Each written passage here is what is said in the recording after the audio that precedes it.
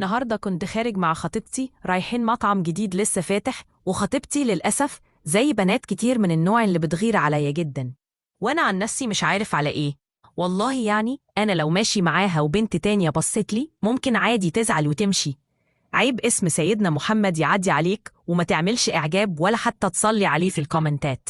النهاردة كنت معاها في المطعم وحصل أغرب خناقة ممكن تشوفوها في حياتكم. مبدئيا إحنا كنا قاعدين بناكل وبتكلم معاها عادي جدا، بس فجأة لقيتها بتبص على ترابيزة تانية جنبنا عليها بنت قاعدة بتاكل. فأنا استغربت وبقول لها بتبصي على إيه؟ قالت لي استنى انت دلوقتي، وفضلت بصة للبنت لحد ما البنت خافت وراحت قاعدة بالعكس وادتنا ظهرها عشان تعرف تكمل أكلها. فبقول لخطيبتي ممكن أفهم إيه اللي بيحصل بقى؟ قالت لي مفيش، كنت بتخانق أنا والبنت دي من ساعة ما قعدنا وهي عمالة تبص عليك.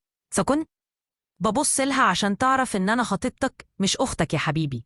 وبصراحة دي موهبة غريبة اكتشفتها زي البنات إن هم ممكن يتخانقوا مع بعض بعينيهم بس.